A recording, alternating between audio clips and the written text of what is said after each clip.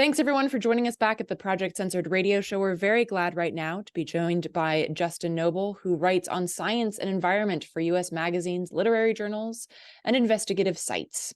His 7-year investigation into the radioactivity brought to the surface in oil and gas production and the various pathways of contamination posed to the industry's workers, public, and communities and the environment is entitled Petroleum 238, Big Oil's Dangerous Secret and the Grassroots Fight to Stop It, and will be published in April 2024. Justin, thanks so much for joining us. Thank you, Eleanor. I really appreciate it. So at Project Censored, we're all about uncovering secrets, as the name suggests. And as your forthcoming book points out, this could very well be the secret of the century. So let's start with this. I mean, it's no secret to those even partially in the know that fracking is incredibly destructive to people and planet. The fact that pipelines are essentially ticking time bombs that can cause miles-wide explosions, methane gas emissions, fracking causes earthquakes, etc., uses millions of gallons of precious fresh water.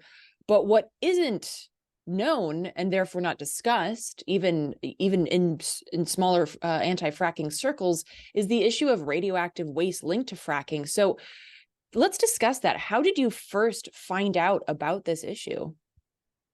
Yeah, first let me say I really appreciate Project Censored. I appreciate all projects that really attempt to go at the media landscape in the world in a creative,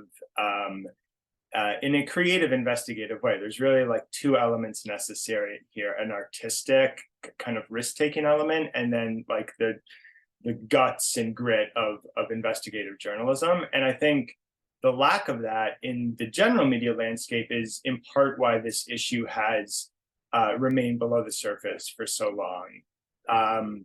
It's, a beat reporter at the big newspapers in the United States, like the New York Times or Washington Post, sometimes can get close to this topic, but really they scratch the surface, and you need to just have the energy to just keep going and keep digging and keep digging. So I had lived in Louisiana for some time and reported on the petrochemical industry and offshore oil and gas industry. And in Louisiana, you really become aware quite quickly of how complicated oil and gas is, right? It's not just like this stuff comes up and goes to a plant and then it's in your car. There's all sorts of really complex, and when I say complex, I mean also massively polluting infrastructure that is involved with it. And it's planted right there next to humans. And in Louisiana, that's particularly evident. And when I moved up to the Northeast and became aware of fracking, that I assessed oil and gas with those same eyes. And that was the big environmental issue in the northeastern part of the US: unconventional oil and gas development, fracking in the Marcellus Utica. And the early revelation is that there is a lot more that comes to the surface than just the oil and gas. And that has been the way since the industry first started, which in Pennsylvania, the first commercial oil well was 1859.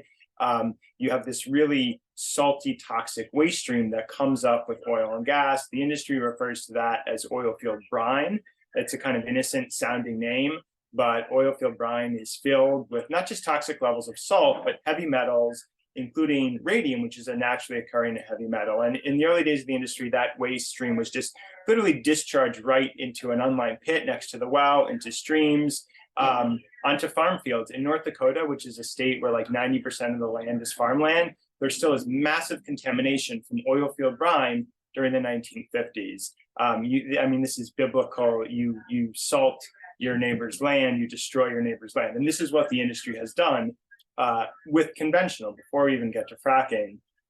The problem now is that there's a lot more waste, there's a lot more drilling, and there's also a lot more drilling happening closer to human beings. And so this waste, which the industry never had a handle on, even before the fracking boom, the industry is now trying to grapple with something they didn't know how to do well before, that is coming in greater and greater amounts, and also more and more toxic, because we're dealing with oil fields that are more radioactive, and also fracking uses a lot of toxic chemicals, and that can also come back up with this waste stream. That's just the beginning. But part of why I think it's remained, below the surface for journalists as well. Yeah, and I want to get into several points that you touched on, but starting with just like what kind of levels are we talking about here? In one of your articles, you remark on West Virginia's quote unquote Chernobyl, which is an abandoned fracking site that now hosts teenage raves and parties. Realistically, what are the radioactivity levels that we're talking about here, and how large then are those areas? Yeah, it's a really great point. So radioactivity is really interesting. We live on a mildly radioactive planet. We don't necessarily realize it, but embedded in the rocks of Earth are uranium and thorium. These are very long-lived radioactive elements, which means it takes them a long time to decay and blast out their radiation. Other radioactive elements in the Earth, like radon, a naturally occurring radioactive gas, have much shorter half-lives, which just means, think of a radioactive element, it's unstable, so at some point it will shoot off a little piece of itself. That's called radiation. You don't want to be near it when that happens. And having literally lost a piece of itself, it then becomes a different element. And that element may also be radioactive. Oil and gas just happens to bring some very worrisome radioactive elements to the surface. So mixed in with that brine is radium. Unlike the uranium and thorium, radium is moderately soluble with water. So, and high salt content in brine actually helps kick radium out from deep in the earth, pull it into the brine. And when oil and gas is drawn to the surface, you get this potentially radium-rich brine coming to the surface as well. So what are the levels? EPA is so concerned about radium, they have limited the level of radium in drinking water to 5 picocuries per liter. Picocuries per liter, that Curie is named for Marie Curie, and that's one of the big units for measuring radioactivity. So you just remember the number 5. EPA is really worried about radium. You don't want it higher than 5 in drinking water. The average radium levels in Marcellus brine are around 9 to 10,000 picocuries per liter and can be as high as 28,500. So you think, well, that's clearly really bad, but you're not going to drink brine. But again, we can look at other definitions. EPA has defined radioactive waste. The word, what is radioactive waste? And according to each specific isotope of each radioactive element, radium has 2. And to get those figures I just gave you, you add those 2 together. But for each separate one, radium-226 and radium-228, EPA's limit for radioactive waste is 60. And if we look at the specific isotopes, again, in the Marcellus, the levels are typically in the thousands to even tens of thousands. So we're dealing with what, is clearly has a danger, because you don't even want to drink a drop of that or something much less concentrated than the brine is. And workers, by the way, are constantly getting splashed all over their face with this stuff. But it's legitimately, it is radioactive waste according to EPA's own definition. Now, what happens is there's another really kind of, from their perspective, a genius thing the industry did in the late 1970s. The US was dealing with this big industrial waste problem. There was dumping in the oceans, dumping in the rivers, and government wanted to deal with that, so they came up with an act called the Resource Conservation and Recovery Act. And this is really important for everything now with oil and gas. The Resource Conservation and Recovery Act was going to decide what industrial waste streams were hazardous and what were non-hazardous. So if you're an industry producing a lot of waste, you have a tremendous incentive to make sure your waste is defined as non-hazardous. It's going to keep your costs down, immeasurably. And that's exactly what the oil and gas industry did. So it doesn't matter how radioactive the brine is, and some of the even more radioactive waste streams, which I'll get to in a moment. It does not matter how radioactive they are. By US law, they are non-hazardous. So the brine is bad. What happened at that plant in West Virginia is they're trying to treat the brine, right? And again, an Achilles heel for the industry for decades. Brine, how do you deal with it? Right now, what mostly happens is it's taken via truck or pipeline to injection wells. Injection wells are highly problematic facilities. In my book, I spent a lot of time completely dismantling them. I mean, there is no grounded science to say you can inject toxic radioactive waste mixed with unknown fracking chemicals deep into the earth at extraordinary high levels and have it not leak all over the place. And that is what's happening now in Oklahoma, in Texas, in Ohio, and really anywhere where there are injection wells. that's a problem. So the industry recognizes that's a problem. And injection wells are actually one of the few things where if you go to oil and gas country, people will say, I'm for the drilling, that's good jobs, but I don't like the injection wells. I don't like the waste. I mean, and the asterisk to me is like, well, that's inevitable with the oil and gas. But people don't like them, and the industry has recognized that. And so they try to, quote, treat the waste, which means you're going to take it to a facility where you're going to process it in some way, and you're going to try to remove the contaminants, remove the bad stuff. And, then you have, quote, distilled water, which can be maybe reused to frack new wells, or can be discharged after some tests are taken to get a certain EPA permit, discharged right back into rivers, the same rivers we rely on for drinking water. Now, the problem there is brine, again, is really complex. It has a very complicated geochemical signature. You cannot just, it's not like, taking like a Brita and you pour like water that maybe has a weird smell and then it kind of tastes better. Like, it's so complex that anytime you try and treat it, it's going to really gunk up the treatment equipment. And that's what I've seen that time and again across the oil field from Texas to Oklahoma.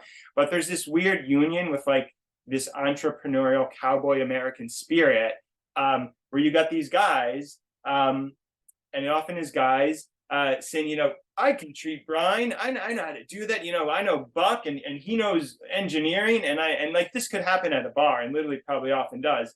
And Joe has a company, and we're going to put together a company. We're going to get some funders, and we're going to process oil field waste. And these things come together in small ways, which is kind of like Fairmont Brine. It's a local Pittsburgh engineering company that was involved, and sometimes major ways. Another story I recently wrote about was a project of Veolia, which is a very savvy multinational firm based in Paris, not Pittsburgh, based in Paris. Their office, has won design awards and has all these courtyards and probably free croissants everywhere. And if you go to their website, they talk about like, we're really trying to save the world on climate change, ocean pollution. They tried to set up a fracking waste treatment plant, and theirs failed as well. And so the really like reporting gem of Fairmont Brine is I started to realize in my reporting, I know these things are problematic. I know they're probably creating major hazards for the communities where they are and the workers, but you don't really have access to them. Even if they're failed, there's security gates around it. Fairmont Brine was just completely open. And so I was able to go in there with a really great local activist and organizer named Jill Hunkler. She has a group called Ohio Valley Allies, and Dr. Yuri Gorby, a scientist who used to work on radioactivity with the Department of Energy and is from Northern West Virginia. So just a really good group. He has a Geiger counter. He knew what precautions to take, and we could walk around this place and take samples. You never have that. The scary thing is other locals, as you mentioned, they're walking around too. And it really is one of the most outrageous sights I've ever seen in oil and gas country. I mean, I could see why kids go there. It's this weird, rambly, broken down industrial facility. There's like random pools of water. Someone, I don't know how they did it, crashed a speedboat into this pit. But as we test everything is radioactive. And some of the things are wildly radioactive. And to give you an idea of levels, some of the levels found there, the radioactivity levels are so high that just hanging out there for like a couple days, and workers would be hanging out there for half a day, would put you above yearly Nuclear Regulatory Commission radiation limits. And the workers also get smothered in it, so they bring it home to their families as well. This is a legitimate concern.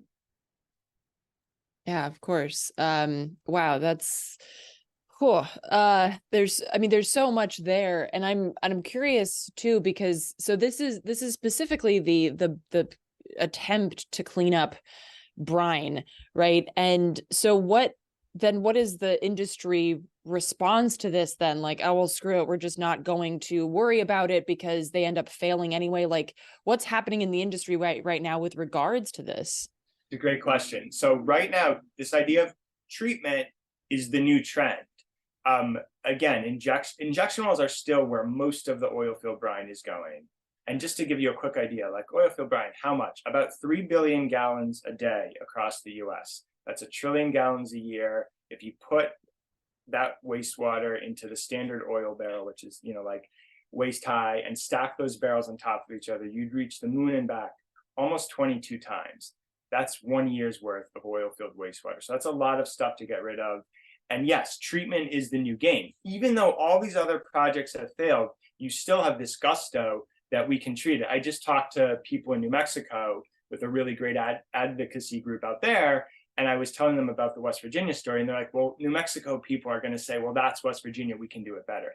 I've been to New Mexico. Their waste treatment plants are disastrous. And there's no doubt workers are getting contaminated there. I just haven't been in that area long enough to build rapport and, really dig into what's happening. But yes, this is concerning. The industry, even if a plant fails, and this again is where you get this interesting psychology of the oil and gas industry. Like they think they can fix anything, they think they can do anything, and even if it's broken, they'll just say, well, like that guy didn't know it as well as me. But they don't change it that much when they try the next iteration.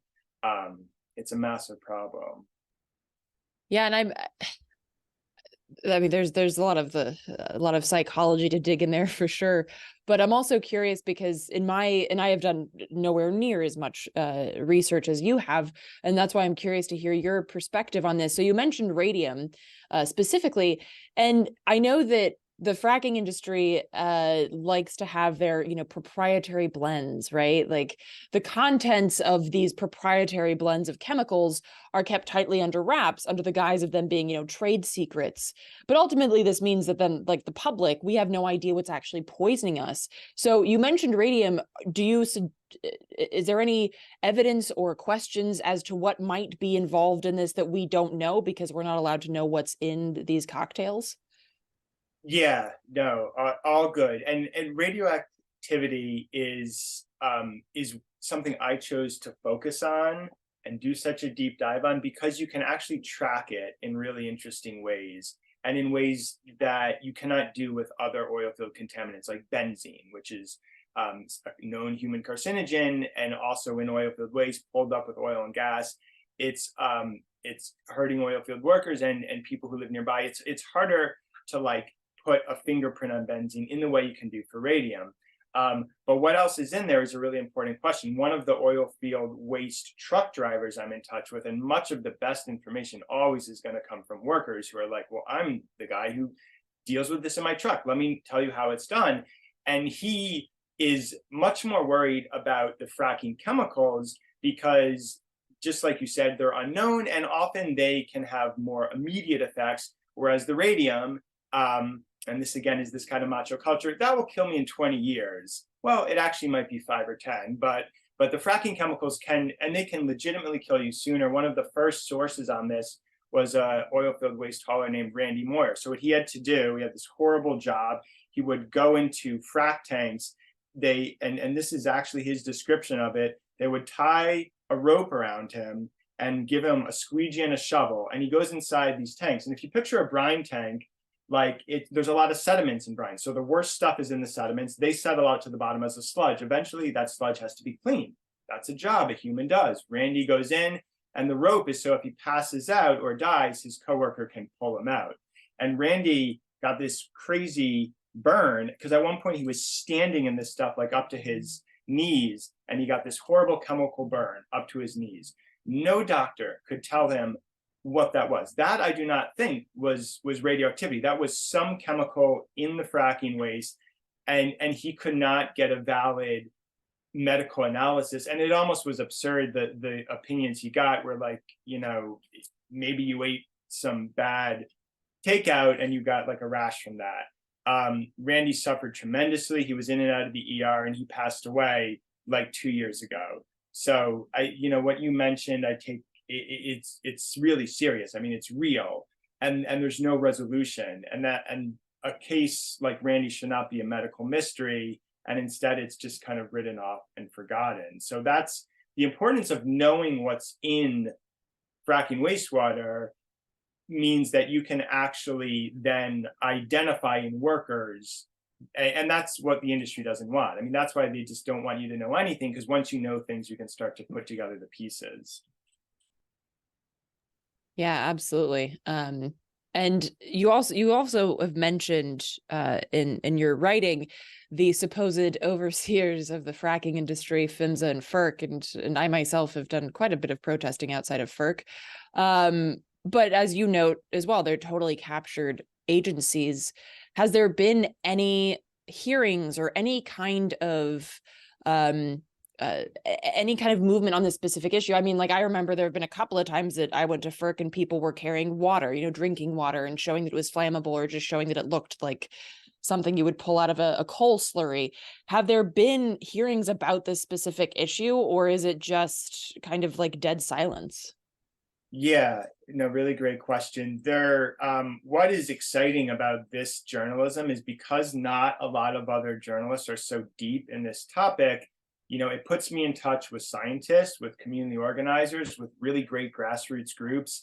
And then, after the article is published, they asked me maybe to come back to their community and talk. And I love that. You can't just rely on Twitter, whatever, to like get your article out. It just will fall flat. And I love these like in the real world moments, especially if it's with a local group like that. And these groups then like carry it forward. So they have educated themselves, and there's especially in the Marcellus Utica area, in northern Appalachia, and Pennsylvania and Ohio, there are really good grassroots groups that are carrying this forward. Center for Coalfield Justice is one, Mountain Watershed Association, both in Pennsylvania, in Ohio, Buckeye Environmental Network, a really great smaller group called Torch Can Do in rural Eastern Ohio. And these groups are trying to push legislation. And they do have some allies, especially in Pennsylvania in the State House. There is good movement on that. And there is, you bring up FERC and PHMSA, there is a group in New York several years back called Sane Energy that was really alert to the radioactivity issue. And there's this kind of amazing forgotten story from their movement back in like 2012 that I tell in the book, with major interesting ramifications for New York City. And they did stuff. I mean, they protested and covered themselves with green, radioactive looking paint. I mean, they were hip to it, and they really put this topic front and center. But it takes the knowledge. So that's why I feel like I love this opportunity. I love any opportunity to help get it out there. I think once it is out there and people understand, they do move forward in really effective ways with this issue.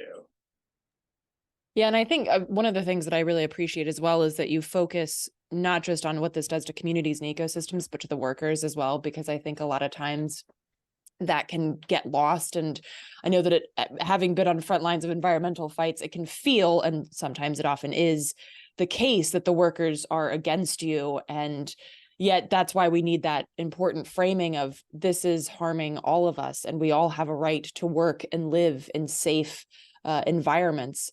And so I really appreciate that about your work. And so I'm also curious then, in terms of there are organizations that have it covered, kind of like from the, I don't want this happening in my community. Are there unions or workers groups that you've been in touch with that are also bringing this up as from like the workers' rights perspective? Yeah, on that issue, first I just want to say your film did that so well in West Virginia. I mean, I was in tears. Like the voices of people who can see things from both ends can be very, very powerful. And the workers did that. And those are often the voices I look for as well, because you're right. I mean, in the end, like, talk about environmentalism, and you bring this up too in the movie. People in West Virginia know the species of every tree, of all the frogs. They have like all the streams named. I mean, they are much more environmentally in tuned than most other people in the country. So they are in line with the people who care about the environment in a different way and are trying to, block some of these toxic projects. And but they don't have what you just mentioned. They don't have unions. They don't have support within the workplace to like foster that kind of like homegrown environmentalism that they have at home.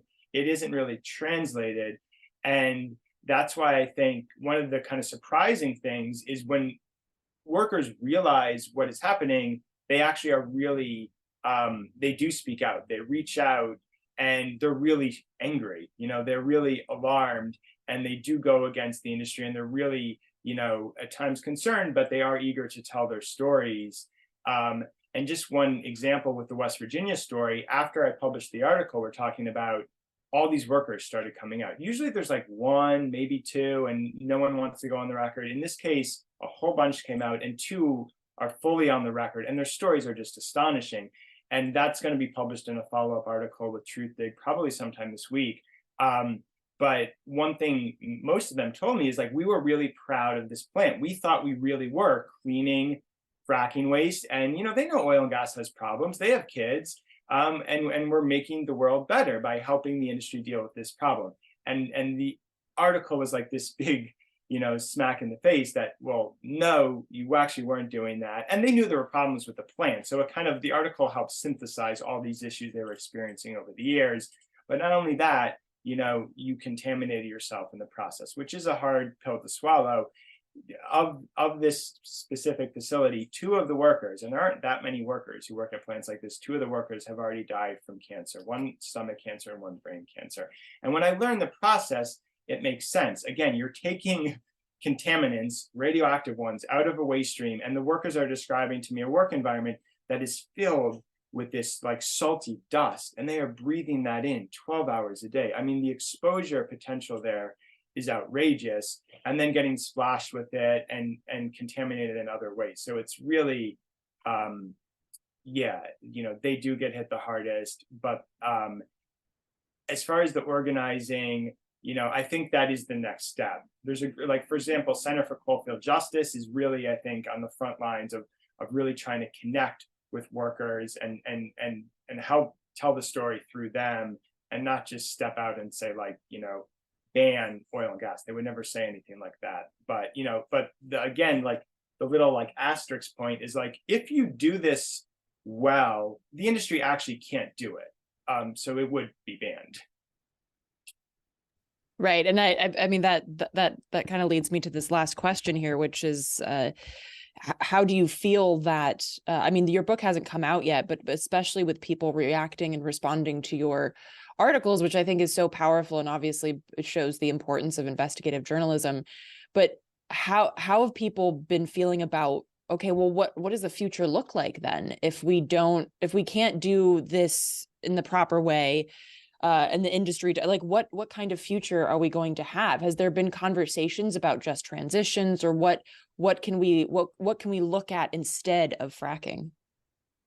Yeah, I mean, I think again, West Virginia is a good place to examine that.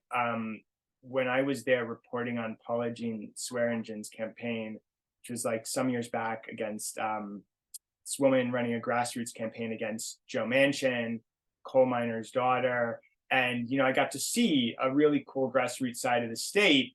And yeah, there's interesting things people are trying to do on mountaintop removal sites in terms of products they can grow that can make energy, that can make food.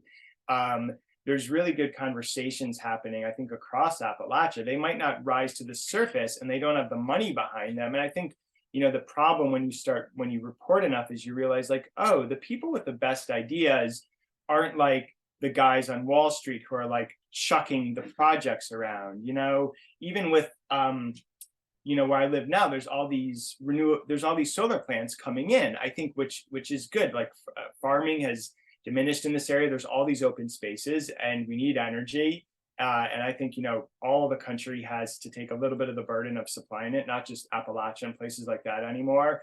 But it's who are these companies? And then you see they're these kind of shady companies coming in from Texas, and so that's a systemic problem. It's a structural problem that somehow these people are always they smell the money and the funds, and they're the ones who jump in. And the person with the cool idea on how to turn mountaintop removal mining, into different fields of hemp that can be grown, and a million beautiful things can happen with it, they can't get the funding. And so that it's something that has to be worked on many levels. But I think ideas are there.